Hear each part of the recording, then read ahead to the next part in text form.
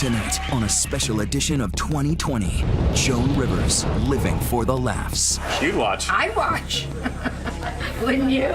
I'll probably watch. The passing of a superstar who turned making fun into making us laugh. No target off limits, especially herself. My husband said, "Let me help you with the buttons," and I said, "I'm naked." From red carpet dresses As a dress, I hate it. As something to wash the bird off my car, I love it. to trash-talking takedowns. From reinventing herself through years of plastic surgery to cracking up Barbara Walters through years of friendship. Every time I cross my legs, my mouth snaps open. Tonight, new details from inside the hospital from one of her closest friends. I was given the privilege of getting to say goodbye. Her triumphs and tragedies, and what she told David Muir about Johnny Carson. Hung up on me. Never spoke to me again. How she overcame them all with humor and heart, letting the cameras in on her life with daughter Melissa. I've had an amazing life. If it ended right now, amazing life. Joan Rivers, living for the laughs. Here's David Muir. Good evening. Tonight here, saying goodbye to a comedic legend, Joan Rivers. Fans across this country and the world still sending their messages of support. Her daughter Melissa by her side right up until the end. Tonight here, what we found, Joan Rivers in her own words on what she hoped would happen when she died. Also this evening, the pain behind her humor, her husband taking his life, that last phone call with Johnny Carson.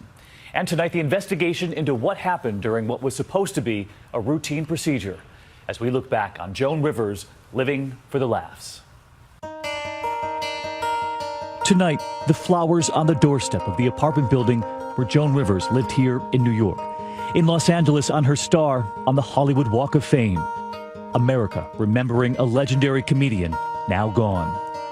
It was just last week the 81-year-old had a packed schedule, doling out some of that classic celebrity ribbing on her E! Show, Fashion Police. It looks like it's gonna split at any minute, like Beyonce and Jay-Z. I'm scared. Then performing for a nighttime crowd at a New York theater. It was the very next day Rivers was undergoing a routine procedure on her vocal cords at a medical clinic when something went horribly wrong. She went into cardiac arrest. Authorities rushing her to New York's Mount Sinai Hospital. How is your mother? Her daughter Melissa, her only child, racing from Los Angeles to be by her mother's side. We're all praying for your mother, Melissa. Prayers coming in for Joan Rivers from all over the world. But after a week in the hospital in a medically induced coma, Rivers was taken off life support. Inside Edition's Deborah Norville, a close friend of nearly 25 years, was right there at the hospital. At a certain point, it was clear that the Joan that we loved was not a Joan that we would get to be with again. And I was given the privilege of getting to say goodbye. Like so many who were closest to Joan Rivers, Norville has unanswered questions about what happened during what was supposed to be a routine visit to the doctor. This wasn't even fixing anything. This was to just look in there and see why her voice had gotten raspy. Shouldn't have happened. Shouldn't have happened. The New York State Health Department has now opened an investigation into the clinic where Rivers was having that procedure.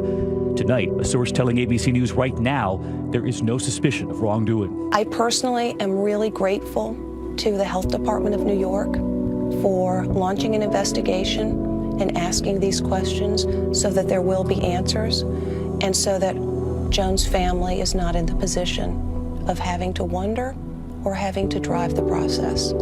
And tonight, that clinic saying they can't talk about the case because of privacy laws, offering this statement that the clinic would proactively cooperate with any governmental review.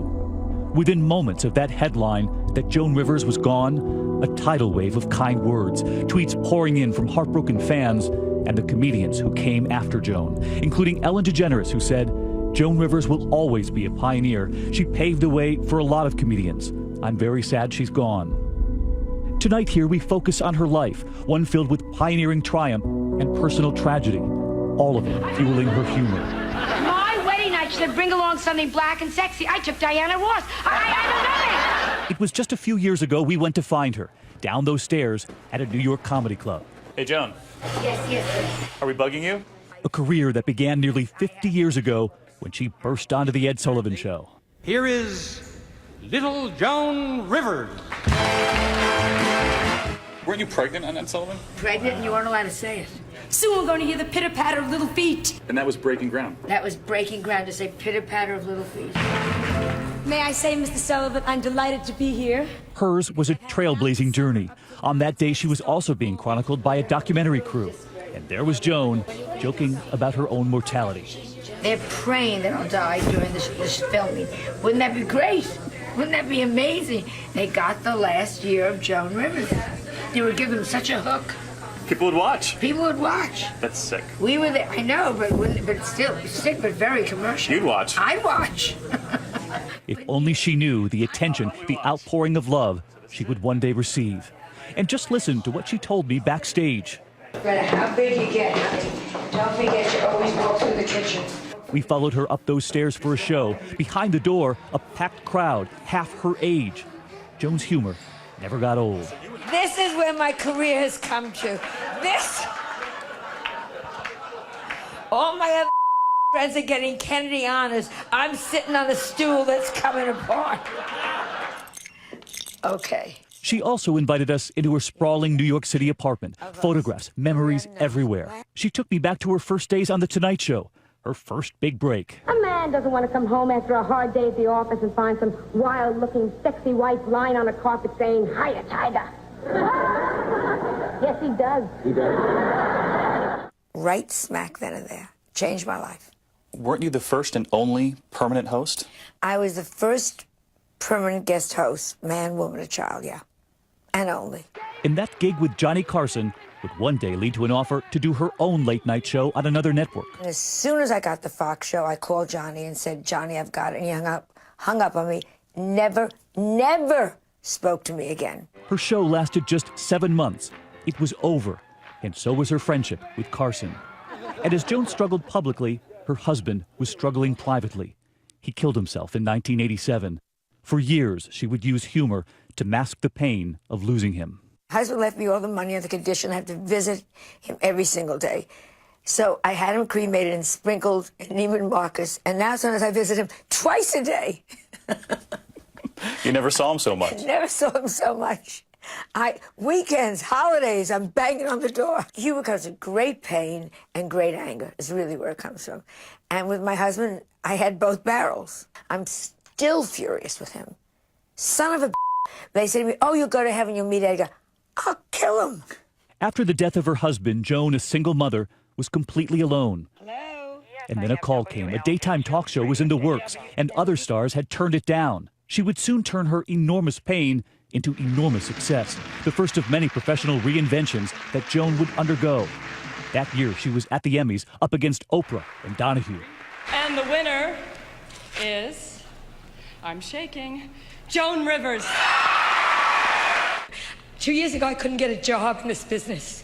I could not get a job. It's so sad that he's not here because it was my husband, Edgar Rosenberg, who always said, "You can turn things around."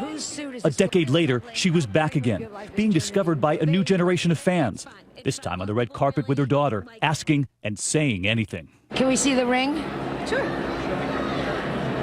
Oh, you are a fool. It should be 4 times this size. You should be ashamed of yourself. I know. People have such enormous respect for you, and they have watched you kind of reinvent yourself along the way. Over and over and over. And there's enormous respect. I think because we're in a business where we don't know where our next job is coming from. You have to constantly reinvent. Also, I'm very shallow, and I'm a true whore. I like to try everything. She talked openly about her many plastic surgeries in the OR long before many, and she told me how she explained it in the beginning. Her daughter, still a baby. Of course, my eyes were black and blue, so I was carrying Melissa, and no one did their eyes in those days. So people would say to me, "What happened to you?" And I'd say, "The baby punched me in the eyes." And they bought it. People were so stupid in those days. Poor Melissa. Poor Melissa. Kids go, "Kid hit me in the eyes." And as we would all learn, behind all of that humor, her humility. I'm proud of nothing, my darling. I am swimming upstream. I think the key through life is if you don't laugh at yourself, you're an ass. You're a fool. And anyone that doesn't laugh at themselves, they are so out of my book. And tonight, her daughter Melissa reminding the world of that same message, offering this statement. My mother's greatest joy in life was to make people laugh.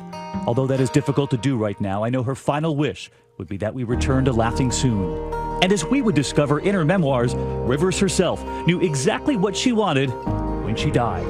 I want my funeral to be a huge showbiz affair with lights and cameras and action. I want craft services, I want paparazzi, I want publicists making a scene. I want it to be Hollywood all the way. Don't give me some rabbi rambling on. I want Meryl Streep crying in 5 different accents. I want to look gorgeous, better dead than I do alive.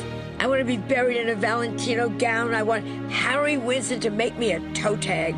Dang, she would love every bit of this publicity. Joan was the first 15 minutes on all the morning programs today. Joan would love this. When we come back, Barbara Walters and Joan Rivers, 25 years of friendship and truth-telling about the career that almost didn't happen. I was fired from the job every night. Owner would come back and say, "You're gone." Next on 2020.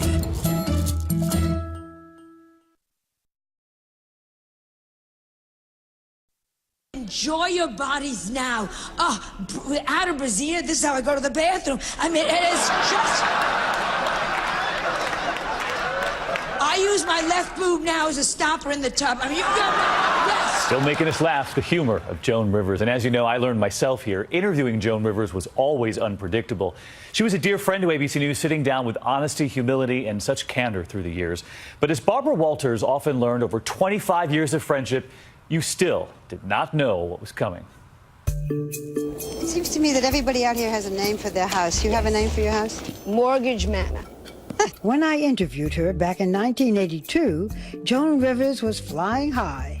She was one of the hottest nightclub acts in America, on the road almost 10 months a year, earning up to $100,000 a week. She was the brash blonde who lived larger and louder than life. Can we talk here? You want to know what bravery is? Bravery is to make a gynecologist appointment and to show up. That is what bravery is all about. Nothing embarrasses you. On stage, nothing. Yeah. In private life, everything. You're very different off stage than on. What's the difference? On stage, I say all the things I think about in the shower. You know, it's like you go to a party and the next day you say, I should have said that to that one. I should. And then the nice thing is you go on stage and you say it. Because I'm very shy and I'm very pulled back. I hate to meet new people. And I'm very intimidated by the greats. Did you become a comedian because it's your way, perhaps, of saying, you're not going to make fun of me, you're not going to tear me down, I'm going to do it before you? Absolutely. Absolutely. If you tell them first, then they can't get you. They can't get to hurt you. Born Joan Molinsky, she grew up in Larchmont, New York. The ugliest child ever born in Larchmont, New York, okay? Doctor looked at me and slapped my mother. You want to hear stories? Then he pushed me back in and screamed, she's not done yet. How did a nice Jewish girl, daughter of a doctor, become a comedian? We all want to be actresses. How did your parents feel when you said, I want to be in show business? Terrible scene. If I had come to them and said, I want to be a doctor, they said, go, do it. If I had said, I want to be a rocket scientist, they would have said, isn't that nice? I said, I want to be an actress. And my father, whenever a prostitute came to his office, they would say, I'm an actress. You know what I mean? So when I said, I'm an actress, I want to be an actress, my father said, she wants to be a prostitute. So they threw me out. They just couldn't take it. They tossed me out of the house.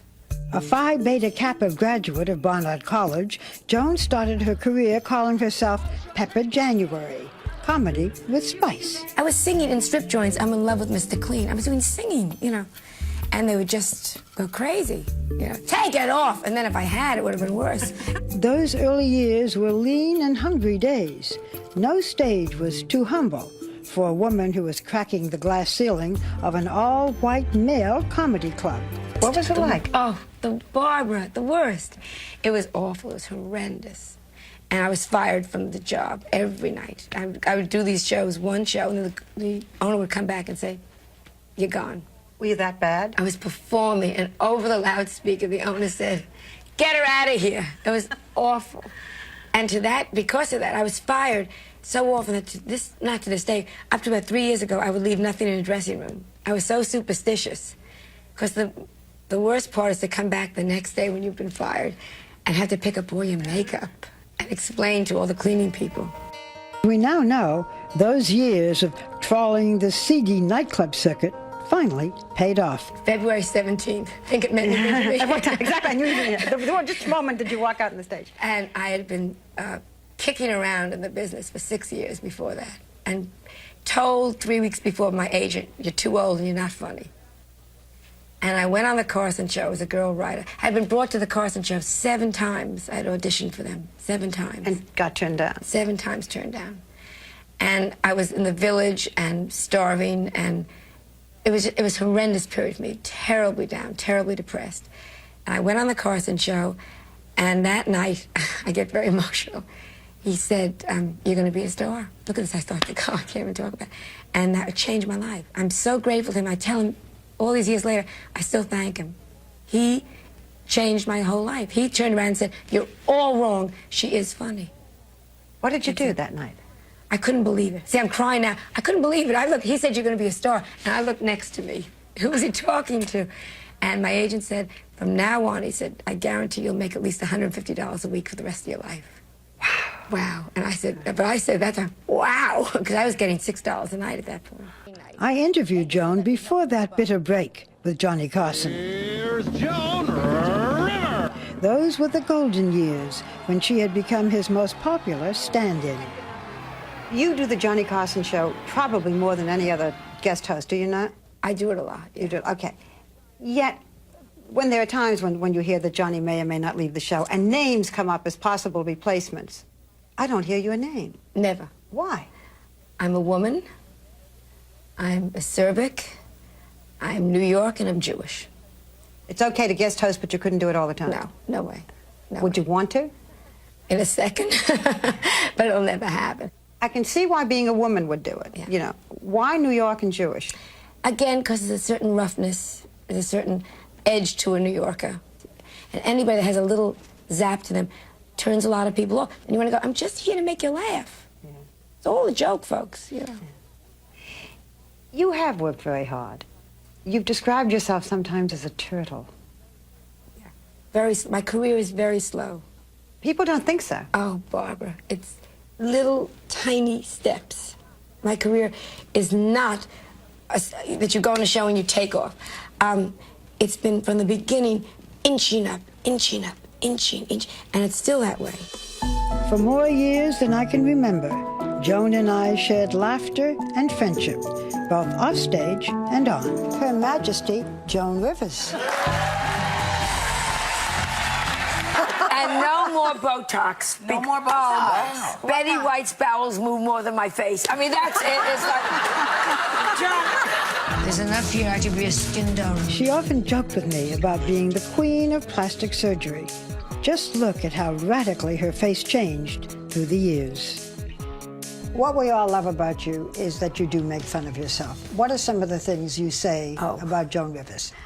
With facelifts, every time I cross my legs, my mouth snaps open. I really feel I got my face tightened because now every time that I swallow, I have an orgasm. I mean, I have a million jokes. But, you know, by laughing at it, it makes it okay. Why are you so open? You didn't have to be. Because we're in a society where looks count, Barbara. That's number one. And all the beautiful women lie and say, "I've done nothing." And that is so unfair. And I just wanted women to know it's okay. Do it. What do you say to people who say, "Joan Rivers, you have just done too much"? And I say, mind your business. And if it's a man, I always look at the wife, who's usually 11 years old with fake breasts. The woman America knew as a pop culture icon, comedian, talk show host, author, actress, red carpet gadfly, was my brave and fearless friend. Even at 81, she was still the hardest working woman in show business that I know.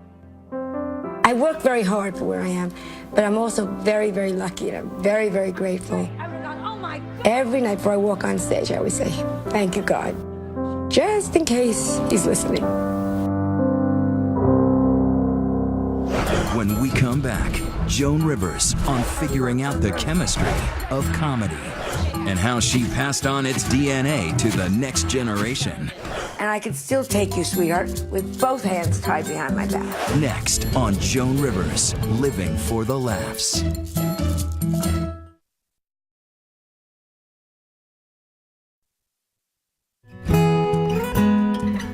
Joan Rivers, a comedy legend, continues. Here now, Chris Connolly.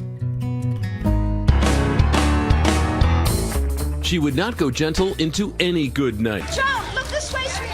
Some of her later years saw Joan Rivers trying to pick public fights, as she did on David Letterman's Late Show with the singer Adele. Oh, yeah, lovely woman. Oh, yeah. No, she's thin. Can we just talk to each other here?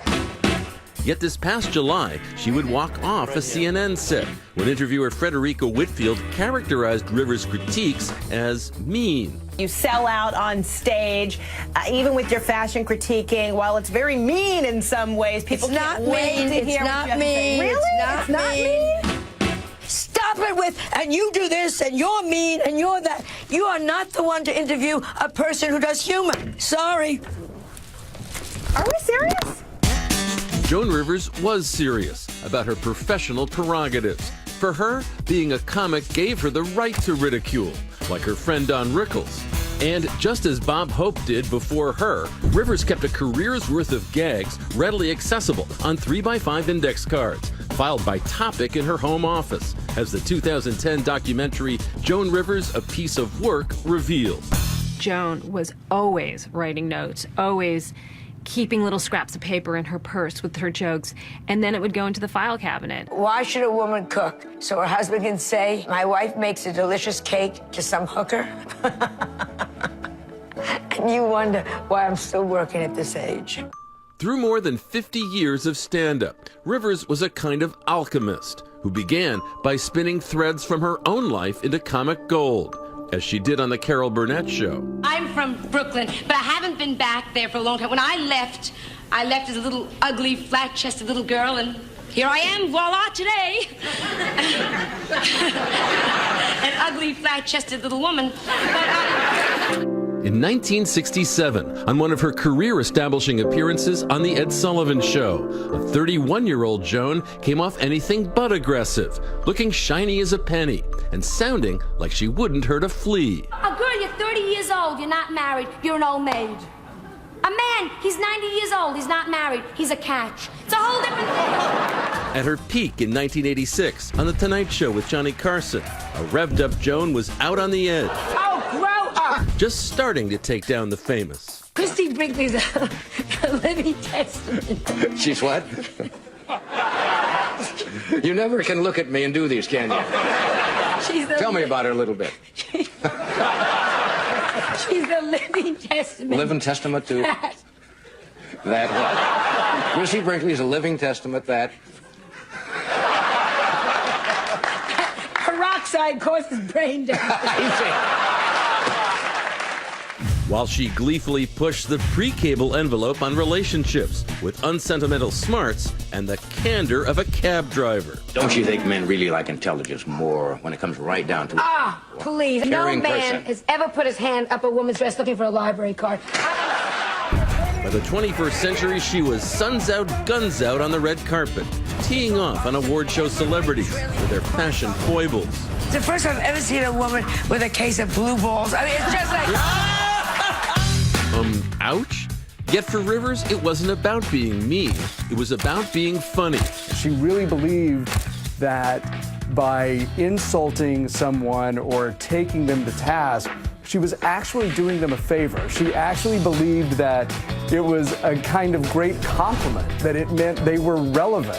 She did not see her insults as being terribly insulting. Her unabashed willingness to go there would empower everyone from Kathy Griffin to Wanda Sykes. I tried waxing for the first time, yeah. I smacked the shit out of her. her fearlessness, shining in the work of such super smart comic superstars as Tina Fey, like Rivers, a Second City alum, and Amy Poehler, here at the 2013 Golden Globes. I haven't really been following the controversy over Zero Dark 30, but when it comes to torture, I trust the lady who spent 3 years married to James Cameron.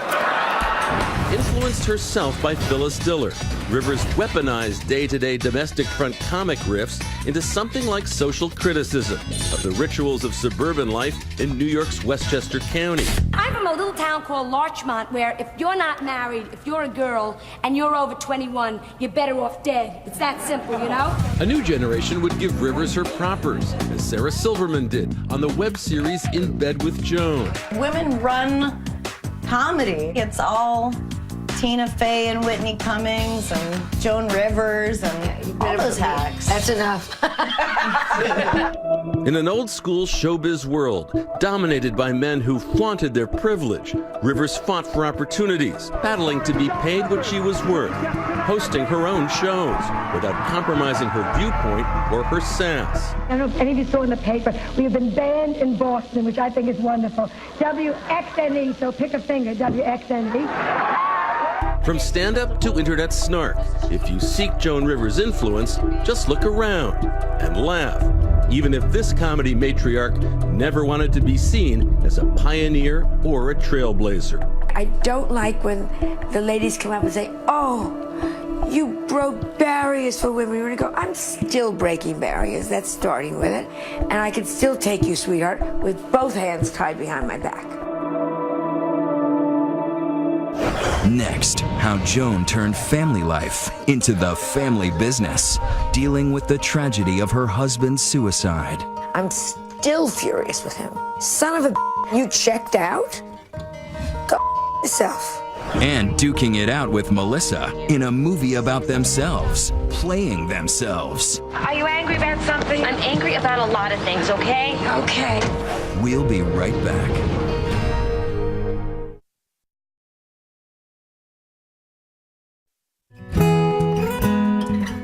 2020 continues with more of Joan Rivers, living for the laughs. Here's John Quinones.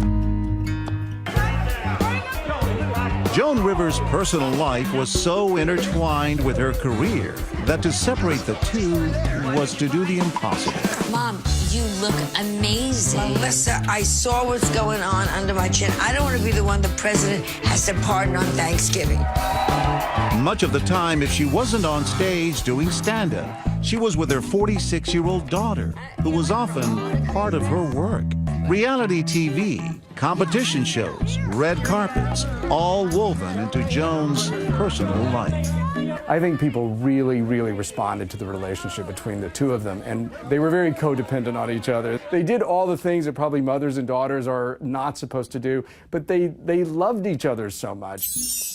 She was the ultimate Jewish mother, always looking after her family. Where are you going? Meetings. Like that? Yeah. You know my rule. We're in New York. Before you leave the house, you look in the mirror and you put one more thing on. Mom, I'm going to a meeting, not Studio 54. And that family included her 13-year-old grandson, Cooper. You're so cute. Everyone knows how cute you are. You know that? The family business started in 1965 when the struggling comedian met a producer named Edgar Rosenberg. Joan rarely talked about her husband as seriously as she did in this 2010 documentary. I met him and I married him 4 days later. We worked on projects together, so it was a family business. I bought the book, The Joy of Sex, okay? And I got, did you read that, chapter 11, where you wrap yourself up totally in saran wrap? And I laid, oh yeah, great. And I laid down at the dining room table. My husband came home, he said, leftovers again. Publicly, she was tough and brazen. But when it came to her husband, who managed her private life, she was protective, calling him her Rock of Gibraltar, as she told Barbara Walters in 1982. Does Edgar ever mind you making all these jokes about him? I mean, you'd make terrible jokes of... Not one joke about Edgar. Stop and think. No, they're all about, yeah. All about me. Yeah. I have never made a joke about my husband. People think I do, and he's such a gentleman. Do some of them so we see what... My wedding night, Edgar said, let me help you with the buttons. I said, I'm naked. Okay, that's a joke about my body, not about my husband. 3 years later, she and Edgar gave birth to their daughter Melissa, and they moved their family to Los Angeles. When I got married, thank goodness, I always knock on wood, my mother thrilled. She wore a cheerleading outfit. I mean, just standing there going, hooray for Joan. In spite of her tireless work as a stand-up, Joan tried to be home every night, as Melissa explained in the documentary. Everyone's like, oh, what was it like living with a legend? Which is why I always say to people, it's like you don't realize how in these very extraordinary, abnormal circumstances, what a normal world my parents created. As Melissa grew from young girl to teenager, Joan's career was taking off. It's the Late Show starring Joan Rivers. In 1986, Joan launched that late-night talk show on Fox, making her husband the executive producer. But when the show failed, Edgar took it very personally. Soon after, Joan and Melissa got an unimaginable phone call. Edgar had committed suicide. Mother and daughter were shattered. I'm still furious with him. Son of a They say to me, oh, you'll go to heaven, you'll meet Edgar. I'll kill him. You left me with no money, a child that was destroyed, no career, and you checked out? Go yourself. Melissa was also bitter, but it was aimed at her mother. It was very hard in the beginning because she blamed me. Joan left Malibu to return home to New York to make a new beginning. It was a terrible year. And finally I said, I'm going back to New York and I'm going to do something. So I called Neil Simon and said, can I try out for Broadway Bound? And then we got Emmys, and it was a great show. Professionally, Joan was starting to pick up the pieces, but personally, she was still trying to rebuild her relationship with her daughter. And they found their own way to deal with the lingering grief in front of the camera. Are you angry about something? I'm angry about a lot of things, okay? In what they called a cathartic experience, they made a movie playing themselves. First off, Mother, I'm very, very angry at you. Since Daddy died, you have not spent 1 minute at home. As they continued to heal, Joan started including Melissa in her work. And what about the shoes? Hello? Melissa, the straight man. Oh, my God. To Joan's punchlines. Look at the old coot on the scoot. I've had enough of this silliness. They even moved into the same house, showcasing their lives in a reality TV series. A little dribble. Why is your dog in my house? You know I always travel with Lola. She's the Gail to my Oprah. Joan Rivers' high wattage talent was so bright over the decades. Her entire family shared the spotlight. I love you, and your life has meant something, and more importantly, you've meant something to me. You've made a difference. I hope as you get older, you will get your face done. I knew that's where it was going. I knew it. I knew exactly that was going to be the joke. Next, the business of being Joan. It wasn't just funny business. The Joan you haven't seen before. Thank you. Next on Joan Rivers, Living for the Laughs.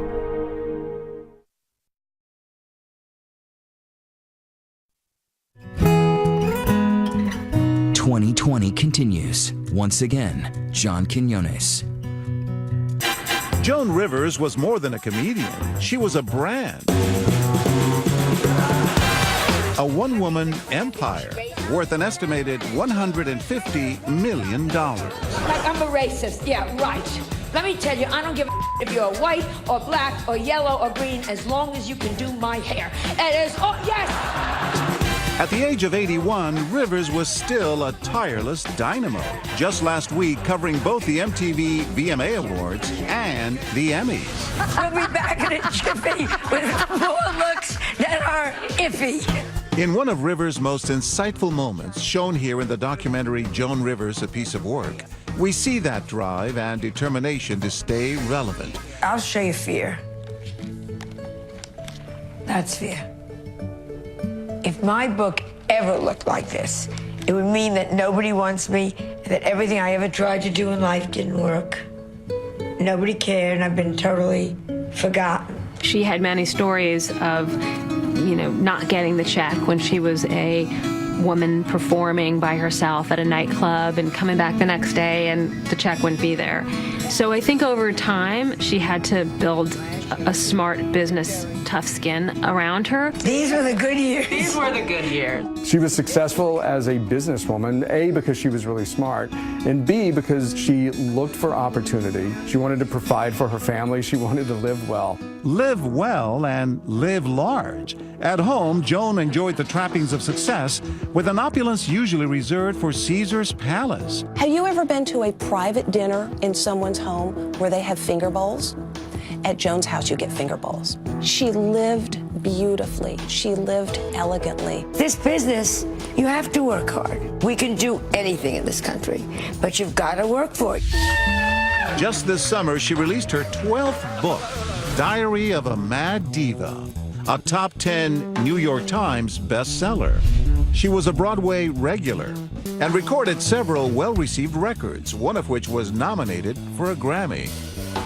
I'll go anywhere. I'll get on any plane to do the business. Any part of the business. The writing, the directing, the acting, the stand-up. I just love the business. Joan Rivers was a great brand.